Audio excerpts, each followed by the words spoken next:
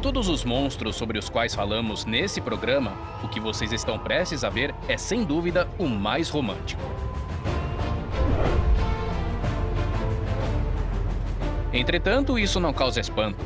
Os navios sempre foram considerados estruturas poéticas e, de certo modo, mágicas. Principalmente se não for apenas um navio, mas sim um cruzeiro. E não só isso, o maior cruzeiro do mundo. Mas por que Miami se transformou na casa desse monstro? Na realidade, não é que o navio foi construído para o tamanho do porto, mas sim o porto foi pensado no navio. Quem são as pessoas que pilotam esse gigante? E por que não há um timão no cruzeiro? Bem, esse aqui é o lugar do capitão. Não há nenhum tipo de leme. Agora, qual é o lugar de um transatlântico que é mais seguro? Aqui está o legítimo santo graal da cozinha, o Symphony of the Seas. Quantos drinks o bartender mais reservado do maior navio do mundo conhece? Dizem que você não é de falar muito. O que se esconde nesse monstro? Nesse cruzeiro não tem romance, mas tem tecnologia.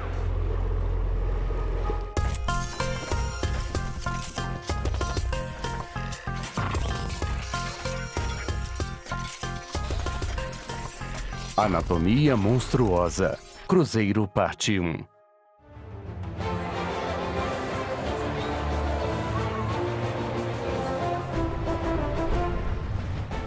Nos 12 convéses do gigante transatlântico denominado Symphony of the Seas, 6.500 passageiros podem viajar e se divertir com conforto, vivendo uma aventura realmente incrível, uma viagem pelo Mar do Caribe. Bem, este é um lugar tranquilo e pacífico. Vocês não encontrarão piratas aqui, a menos que sejam da equipe de entretenimento, é claro. Dias inesquecíveis de lazer são garantidos para os passageiros. Mas durante sua viagem, eles nunca verão as centenas de unidades, as máquinas e a sofisticada tecnologia de engenharia, assim como as 1.500 pessoas nos convéses inferiores dos mais de 2.000 membros da tripulação que farão com que suas férias sejam realmente confortáveis e seguras.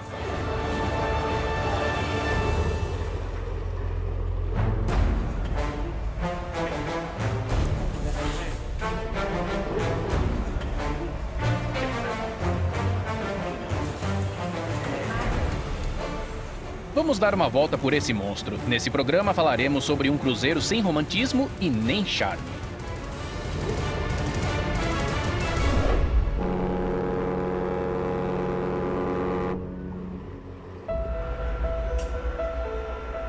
O Symphony of the Seas é de longe o maior navio de passageiros do mundo, com registros no Guinness, o livro dos recordes. Mas o que significa ser o maior? Os navios não se medem pelo tamanho. O transatlântico da mesma classe, o Harmony of the Seas, tem muitos centímetros a mais que o Symphony. Mas o Symphony tem o maior deslocamento, ou seja, a quantidade de água que o navio desloca com seu volume. Lembra do princípio de Arquimedes? Assim, o Symphony tem um deslocamento de 228 mil toneladas, o que equivale a 5 Titanics. É possível que um gigante desse não entre em todos os portos. Na Rússia, por exemplo, só um porto pode receber esse navio, Vladivostok. E os mais avançados nesse sentido estão em países da Ásia, Europa e, é claro, os Estados Unidos.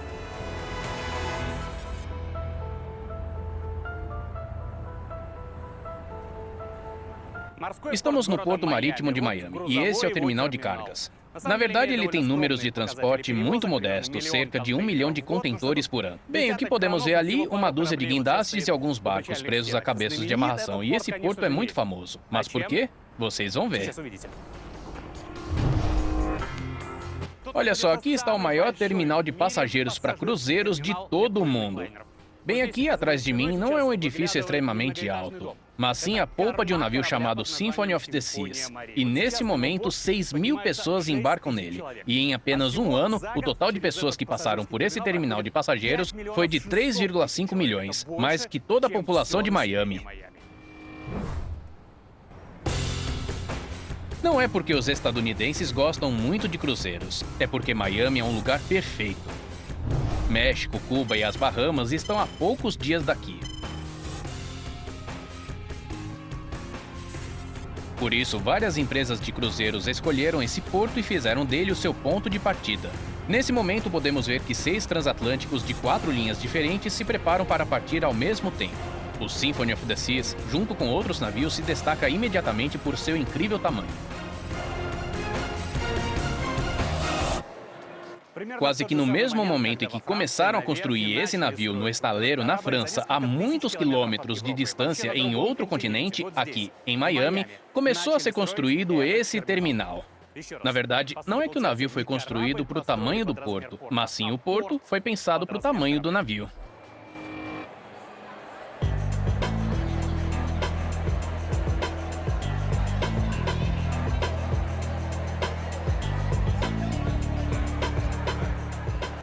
A característica mais marcante desse terminal, se me permitem dizer, é a arte. Essas são as hélices giratórias, que são uma cópia exata das hélices do Symphony of the Seas. O diâmetro de cada hélice é de 15 metros e o peso das verdadeiras é de 200 toneladas cada uma. Mas essas aqui são um pouquinho mais levinhas, é claro. Aliás, o navio não tem duas, mas sim 3 hélices. Ele conta com um sistema de propulsão controlada da marca Azipod. Esses impulsores são enormes e podemos dizer que eles ficam suspensos na parte inferior da popa. Com uma rotação de 360 graus, os azipodes proporcionam a uma grande embarcação uma manobrabilidade fácil e rápida. Falaremos mais sobre como funciona esses dispositivos no próximo episódio. Agora eu posso dizer que os azipodes foram fabricados na Finlândia e depois foram enviados por mar para o estaleiro francês Saint-Nazaire, onde o navio foi construído.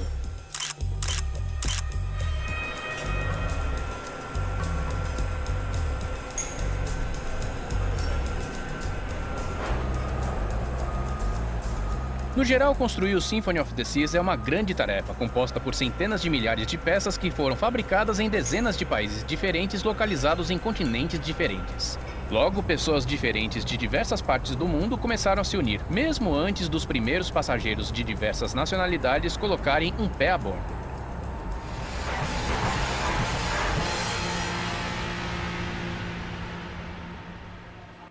Embarcar em um navio é muito parecido com embarcar em um avião, até mesmo nas passarelas. Para quem viaja bastante, dá para ver que é bem parecido mesmo. Talvez essa passarela seja um pouco mais larga, mas os aviões têm um máximo de 2 passarelas. Os transatlânticos monstros têm 13 e esse aqui tem 5. Essa é outra característica interessante que deve ser levada em conta. E quem voa sabe que o embarque em um avião acontece pelo menos 1 hora antes da partida e dura em torno de 20 minutos. Mas aqui, 6.000 pessoas devem embarcar no navio. Por isso, o embarque de um transatlântico começa 6 horas antes da partida, para que todo mundo chegue. É por isso que os cruzeiros quase sempre partem à noite. Durante o dia, os passageiros embarcam, se acomodam nas cabines e, antes do pôr do sol, a passarela é retirada, as portas são fechadas e o navio se afasta dos cabeços de amarração. Graças aos azipodes e aos rotores traseiros adicionais, o Symphony of the Seas realiza esta difícil manobra sozinho, sem ajuda de rebocadores. À frente encontra-se apenas uma embarcação da Polícia Marítima que dispersa pequenas embarcações de recreação e outras mais do caminho. Esse momento, já tão rotineiro para a tripulação, é sempre emocionante para os passageiros que, no momento da partida, sempre correm para os converses superiores. E graças ao mar e ainda mais às suaves águas do oceano, o navio não é tão rápido quanto parece. E é por isso que esses gigantes partem. E não se parecem nem um pouco com os trens. Как ни шути, волнений больше, ведь ты уже не на земле. Как ни ряди разлука дольше, когда плывешь на корабле.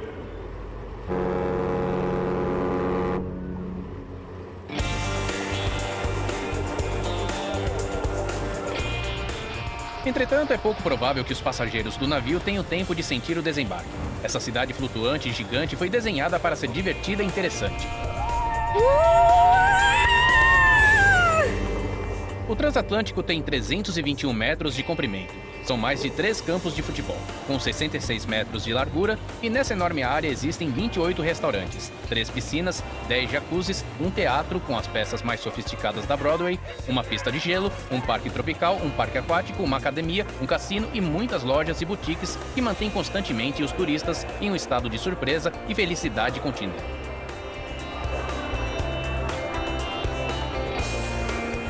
É realmente como se fosse um verdadeiro conto de fadas.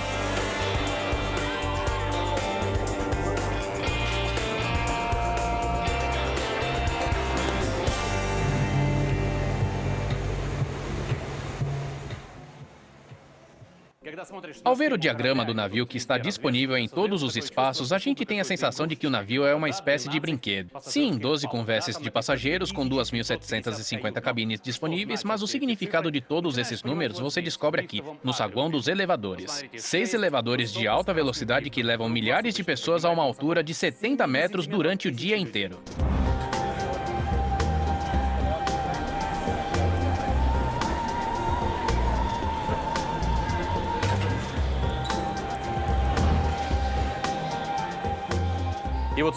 Isso tudo aqui se move a uma velocidade de 45 km por hora até o México. Incrível. O mais incrível é o fato de que apenas 3 pessoas controlam diretamente o navio durante seu percurso. Além disso, entre eles não há um contramestre, nem oficiais ou timoneiro, e o capitão nem sempre está presente. Como estamos de velocidade? Pode confirmar para mim, por favor? Hoje em dia, as pessoas que controlam esse navio enorme aqui na cabine do capitão não são lobos do mar com a pele coriácea e salgada. Elas estão mais para funcionários de escritório e esse lugar está mais para uma espécie de sala de controle ou algo parecido. Bem, aqui está a minha maior decepção. Esse é o lugar do capitão. Não tem leme nenhum. O navio é controlado por 2 controles especiais que comandam o navio. No geral, é tudo tecnológico, seguro, altamente científico, mas sem romantismo, o que é uma decepção.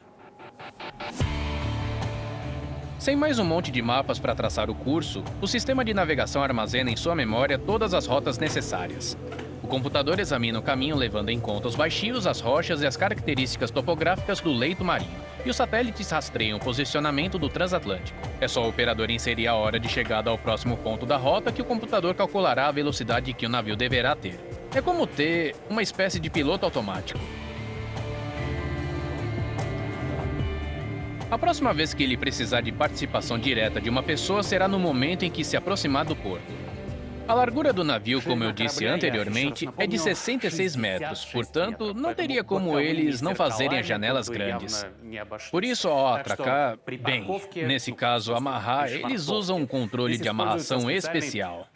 E é esse aqui. Assim podemos dizer que ele fica fora do navio. Dá para ver que ele se sobressai um pouco para ter uma visualização melhor.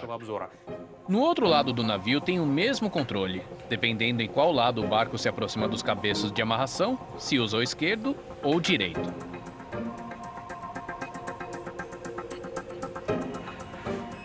A bússola e os binóculos não passam de uma tradição do mar. A atração é realizada com a ajuda de satélites espaciais que utilizam GPS. Quando o navio finalmente fica na posição desejada, ele então é amarrado aos cais com cordas especiais. Esta é talvez a única operação da navegação moderna que funciona da mesma forma desde séculos atrás. Um navio gigante fica amarrado com a ajuda de 22 dessas cordas fortes, cada uma com cerca de quase uns 12 centímetros de diâmetro, mas agora estão muito esticadas e, por causa disso, dá até para ouvir o som delas. Tem uma coisa incrível nisso, ao bater nessas cordas, podem acreditar, ela é muito dura, parece que é uma espécie de núcleo de metal dentro dela. Mas, na verdade, não tem nada disso. A corda é feita com muitos fios sintéticos, que são muito fortes e têm um alto fator de alongamento, e podendo trabalhar sob muita pressão mesmo. Mas, da mesma forma, vejam, a corda está bem desgastada, embora tenha menos de 1 ano, ela será substituída. Antes, as cordas de amarração, ou como diria um marinheiro, as linhas de amarração, eram feitas de cânhamo. O uso de fibras de polipropileno começou recentemente, o que deixou as cordas muito mais fortes e, o mais importante, impermeáveis. Por isso que são mais leves. Curiosamente, quanto às cordas de proteção do século XXI, eles ainda instalam essas proteções ou escudos que datam séculos atrás. Elas são realmente necessárias para que os ratos na costa não corram pelas cordas até o navio.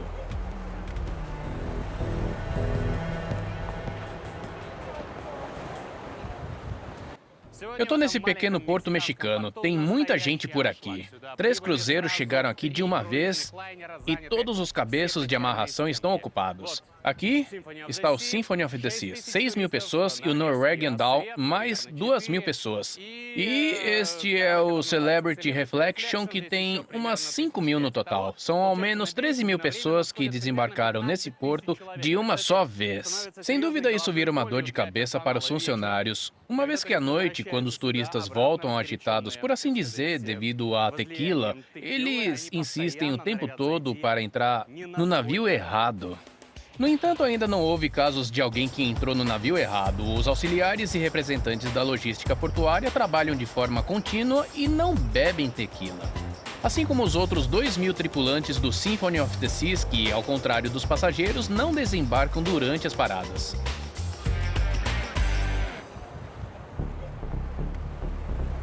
Enquanto os turistas visitam os pontos turísticos, nos convéses inferiores todos se preparam para a principal tarefa de hoje: preparar o jantar para 6.000 pessoas que embarcarão de volta daqui a poucas horas. E para isso, primeiro eles terão que levar várias toneladas de mantimentos do armazém para a cozinha.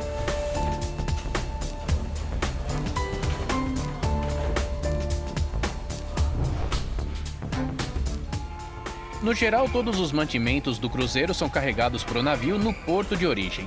Nas paradas intermediárias, o transatlântico só pode receber água engarrafada, evitando assim uma intoxicação alimentar.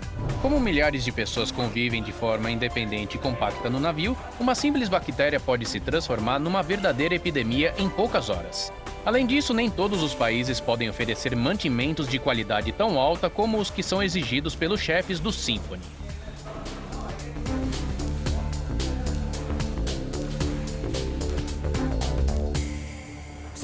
Todas as geladeiras e despensas do navio se abrem de forma automática com um botão, mas existe uma porta cujo botão sempre está trancado.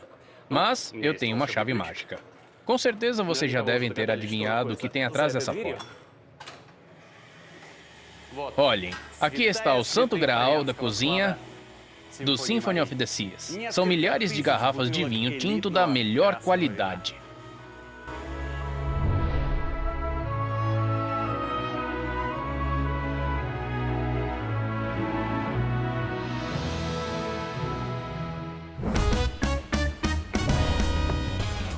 Dezenas de outras geladeiras armazenam leite, carne, frutos do mar, verduras, produtos semiprontos, peixes e tudo o que é necessário para preparar os 350 pratos que constam nos menus de diversos restaurantes do navio. De todos os mantimentos armazenados no navio, apenas 2 têm a honra de ter as suas próprias geladeiras, pelo simples motivo de serem os mais consumidos. O primeiro é a banana. Vejam, tem bananas maduras e tem também as verdes, que vão amadurecendo durante toda a viagem. Logo, o segundo produto também é bem popular. Qual vocês acham que é? Eu vou mostrar agorinha. São os ovos. Aqui são consumidos cerca de 120.000 unidades por semana. Além disso, as bananas e os ovos, como dizem os economistas e os profissionais de logística, são bens de demanda inelástica. Seu consumo e logo sua quantidade necessária planejada são fáceis de prever. Quanto aos outros mantimentos, é mais interessante. Um programa de computador especialmente desenvolvido analisa o número de passageiros de diferentes nacionalidades antes da partida, e dependendo disso, ele fará recomendações da quantia necessária de cada produto em uma viagem. Se há muitos latinos-americanos a bordo, por exemplo, serão adicionados carne e temperos ao menu.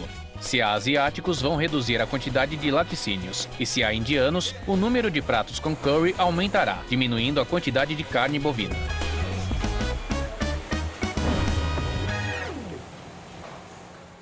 Uma das principais iguarias de toda a alta gastronomia é, obviamente, a lagosta atlântica. Aqui está, ela é linda. A propósito, não é um prato barato, portanto, é um produto contado. Embora não cozinhem com frequência, a quantidade é fracionada, digamos, umas 6.000 peças por dia.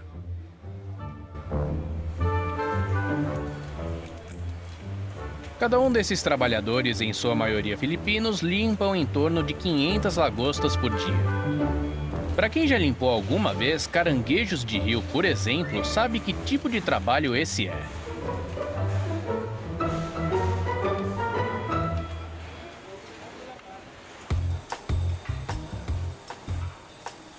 Em apenas 3 andares dessa enorme cozinha flutuante trabalham mais de 1.000 pessoas, as quais 250 são chefes de restaurantes profissionais. Fritam, fervem, flambam, salteiam e batem 24 horas por dia e em turnos. Esses são os pãezinhos do café da manhã que, por exemplo, são assados em torno de 12.000 todos os dias.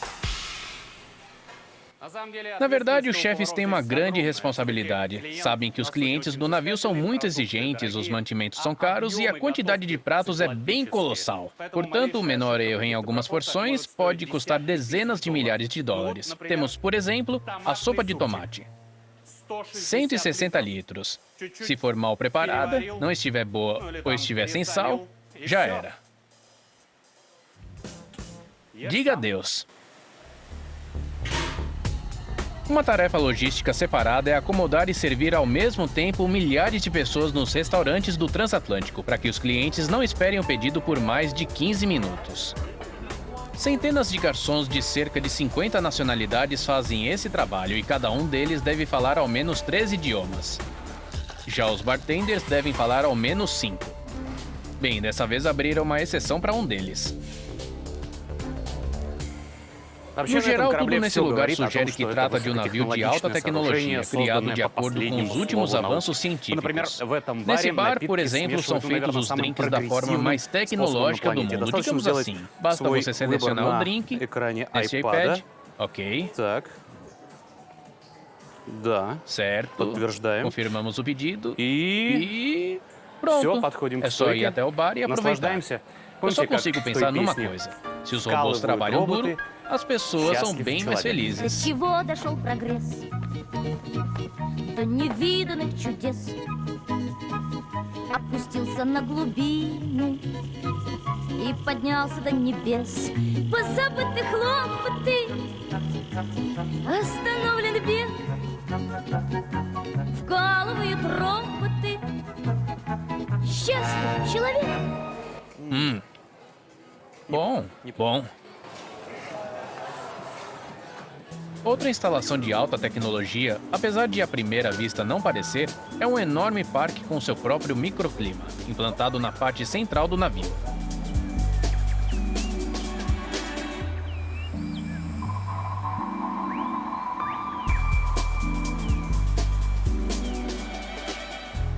Entre as ruazinhas sombreadas, ouvimos o som dos grilos e das pequenas rãs, e fica difícil de acreditar que, na verdade, estamos em algum lugar no meio do oceano.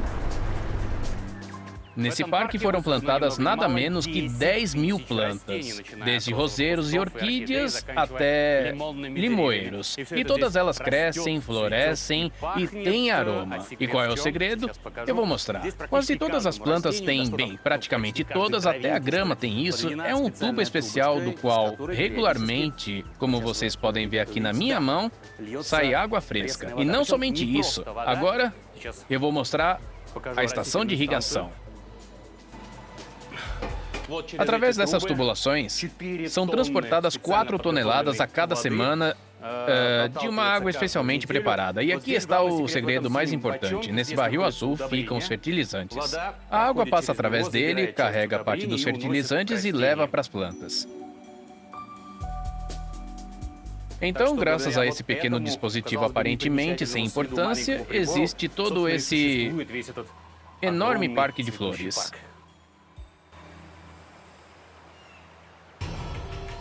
Outro segredo do Parque Sempre Verde é a sua estrutura celular. Não há terra firme no navio. Todas as plantas, desde as árvores até a grama, são inseridas em células especiais em segmentos separados em pequenas caixas de plástico. O que torna tudo isso um grande quebra-cabeça. Se um dos segmentos começar a morrer repentinamente ou ser danificado, ele só será substituído por um novo quando o navio chegar no porto de origem. O curioso é que esse jardim vertical no Parque Central também segue o mesmo princípio. O jardineiro, que acaba sendo também um escalador industrial, sobe em um andaime e muda as partes do jardim que não prestam mais, retirando apenas os segmentos danificados. Não há tempo para frescura. Nada pode impedir que os clientes desfrutem e sejam felizes. Vocês se lembram que eu disse que seria um episódio sobre um cruzeiro sem romance ou magia?